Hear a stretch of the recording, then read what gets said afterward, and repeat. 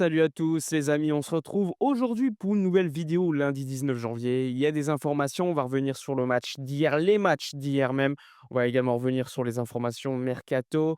Donc n'hésitez pas à mettre un petit like, à booster la vidéo, à commenter, partager, etc. Abonnez-vous pour soutenir le travail effectué, etc. etc. Alors évidemment, je vais parler du match contre la Real Sociedad du Barça avec des informations, ce qui s'est passé post-match. Je vais aussi parler du match du Maroc contre le Sénégal parce que hier en live, on en a beaucoup parlé. Là, je vais vous donner mon avis avec un petit peu de recul, parce que hier, j'ai pas sorti de vidéo parce que honnêtement, je pense que j'aurais pas été suffisamment, heu, clair. J'aurais peut-être dit des bêtises, donc je préfère, être, honnête et prendre un peu plus de recul.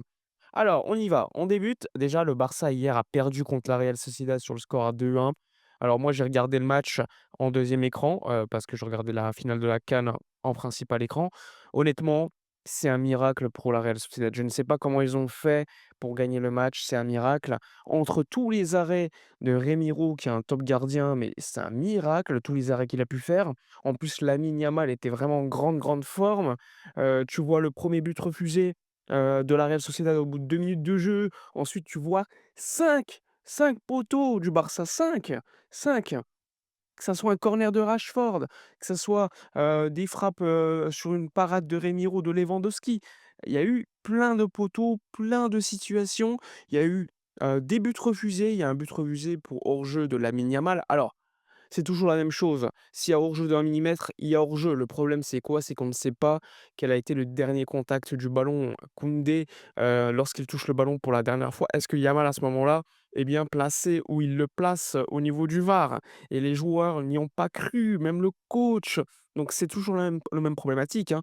On l'a vu, plein de fois ces situations. Parfois, ça nous arrange quand il y a un hors-jeu et là, ça nous arrangeait pas. C'est le jeu, mais encore une fois, le problème, c'est que parfois, on ne sait pas, qui touche le ballon en dernier et si l'image choisie est la bonne. C'est pour ça qu'on parle de semi-automatique, pas d'automatique. Mais bon, on peut normalement revenir dans le match. Le Barça revient dans le match en mettant le 1-1 et juste après, ils prennent le 2-1. Ah là, je me dis: «C'est pas possible, quoi. C'est pas possible».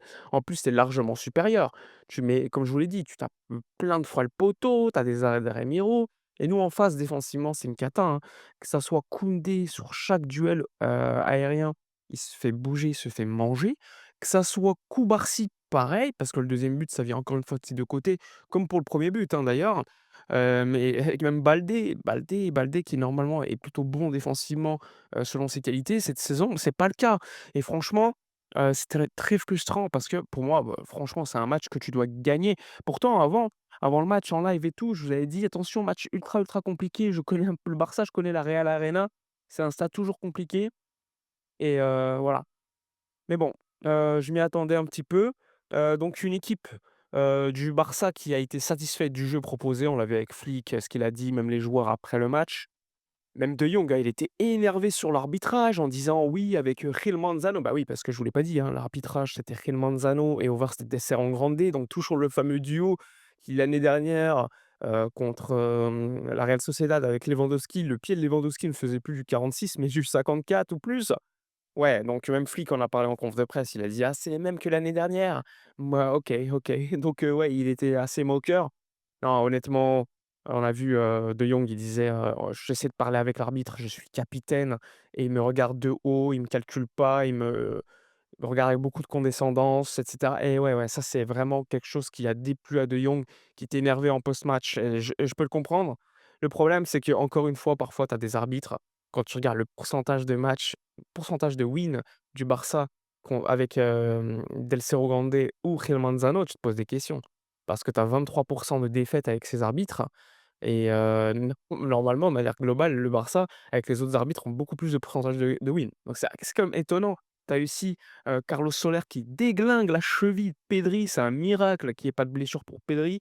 Il met jaune, heureusement, il y a un check VAR qui va mettre rouge. Mais non, mais honnêtement, tu as eu plein de trucs comme ça et De Jong, après le match, il disait: «Il y a un match comme ça chaque saison où tu es meilleur que l'adversaire, tu crées plein de situations, mais tu perds» et ça a été un petit peu le même cas et ça m'a fait penser un petit peu au match du Barça l'année dernière contre l'Atlético à domicile où tu es largement supérieur, mais tu perds le match à la dernière minute avec Sorloth. Là, c'était différent parce que le Barça était encore plus supérieur, je trouve, mais je sais pas, ça voulait pas rentrer. Il y avait que des poteaux, que des arrêts de fou et ensuite tu prends des buts largement évitables. Donc oui, le Barça, cette fois-ci, n'a plus qu'1 point d'avance contre le Real Madrid en Liga. Je l'avais expliqué avant le match, c'est un match super piégeux. On perd souvent à Anoeta et même quand on est supérieur, parfois, bah, tu pas le bon résultat et parfois ils nous dominent tout le match. Je crois il y a 2 ans ou 3 ans, je ne sais plus, ils nous avaient dominé tout le match. C'est difficile de jouer là-bas, au Pays basque, mais bon, 1 point d'avance seulement face à un Real Madrid qui est en ultra difficulté. J'entends beaucoup de gens dire: «Oui, c'est le pire Real des 10 dernières années». Alors, il faut tempérer parce que ce Real Madrid, même s'il est faible, collectivement, individuellement, tu as quand même des joueurs qui font la diff comme Mbappé, qui va marquer beaucoup de buts, Courtois qui va te faire les parades et face à des adversaires en Liga comme, je sais pas, Gérone, Valence ou des trucs comme ça va toujours passer pour eux. Mais c'est contre les grosses équipes que ça paraît, beaucoup plus compliqué. C'est pour ça que je tiens à tempérer. C'est comme le Barça, quand on gagne la Liga avec Xavi, on gagne beaucoup de 1-0.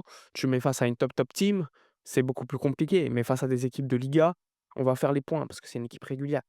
Donc c'est la Liga, entre guillemets, n'a jamais été gagnée. Moi, je le répète toujours, une Liga, c'est jusqu'à la fin. Il y a qu'un point d'avance seulement. Le Barça va encore affronter des équipes compliquées. Il y a encore des stades difficiles à jouer. Le Real Madrid, c'est la même chose. Tranquille, il y a encore du temps.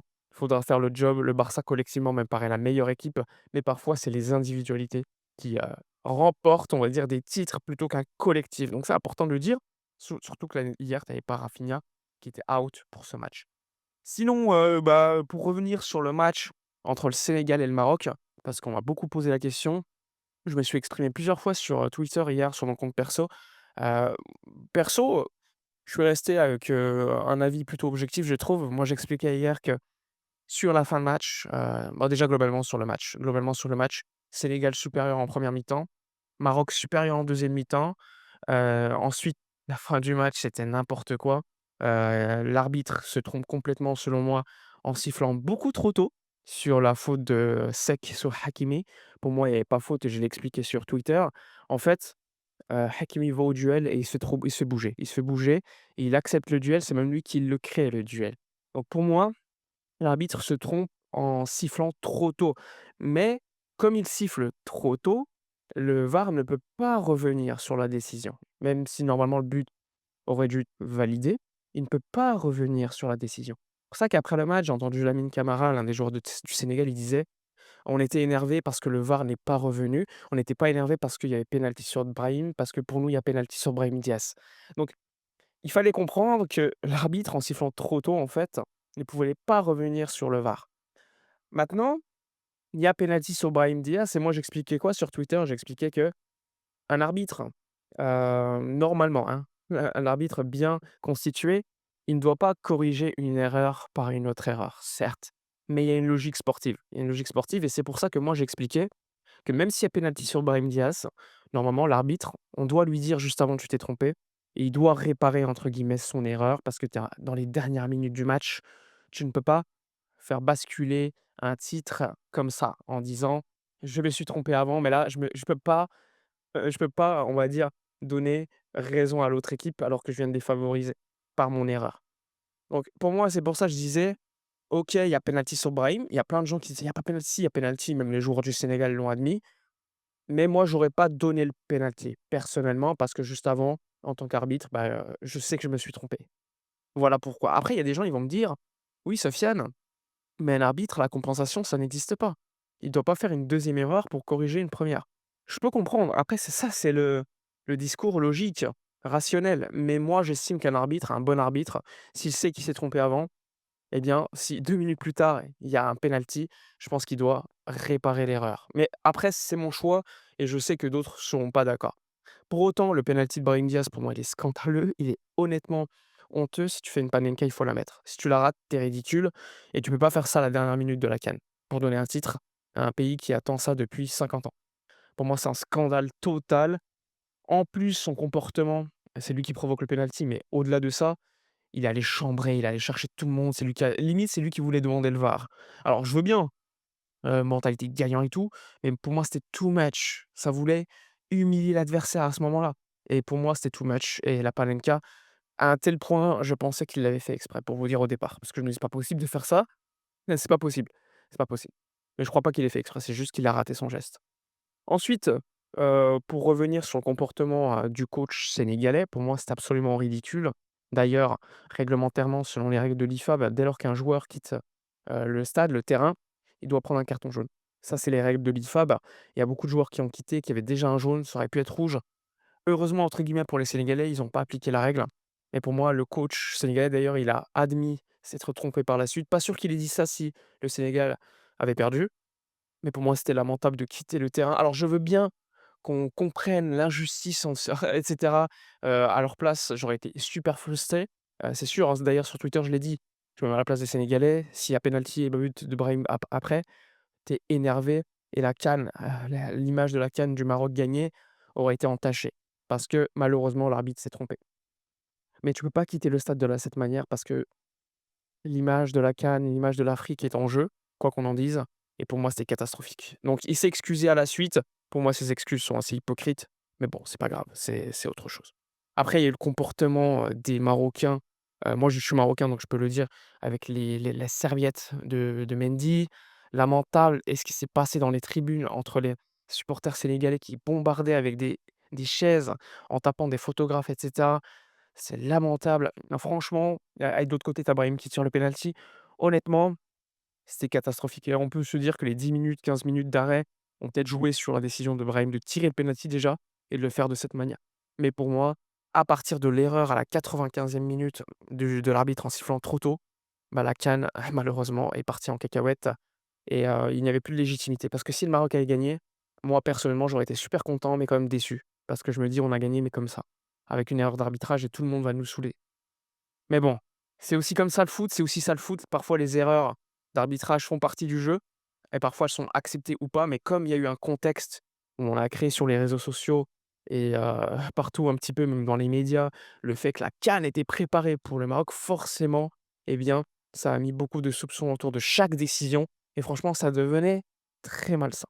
Maintenant que j'ai dit tout cela, je tiens quand même à féliciter, le Sénégal et surtout les joueurs comme Sadio Mané et cetera qui ont été immenses et qui ont montré beaucoup de respect à la compétition, je trouve. Voilà, ils ont été meilleurs globalement sur la prolongation. Après, tu étais à 10 contre 11 aussi et franchement, c'est une équipe qui méritait de gagner. Le Maroc aurait pu gagner honnêtement parce que c'était à touche-touche. En deuxième mi-temps surtout, le Khabi qui rate et cetera. Mais honnêtement, je vous l'ai dit à la 95e minute, pour moi, la CAN était entachée à jamais pour le Maroc s'il y avait victoire et malheureusement, ça a tout gâché. Ça a tout gâché, on a eu, une fin de finale catastrophique pour l'image de l'Afrique, de la CAN et cetera. Ensuite, en termes d'informations, je peux vous dire que Ter Stegen va signer à Gérone en prêt. C'est pas une nouveauté, mais pour ceux qui me suivent, c'est bon, ça avance, donc ça, c'est positif pour le bassin qui va quand même économiser de la masse salariale. Bref, on a fait le tour. Ce soir, on se retrouve en live pour discuter un peu de tout ça. Je vais vous donner mon avis avec un peu plus de recul et tout. N'hésitez pas à liker, commenter, partager. Imaginez la soirée que j'ai passée hier, les gars. Défaite du Barça, c'est pas grave, ça reste un match de Liga et défaite de la CAN. Alors là, c'est pas possible dans de cette manière en plus. Bref, likez, commentez, partagez. Moi, je vous dis à la prochaine et d'ici là, comme d'habitude, portez-vous bien.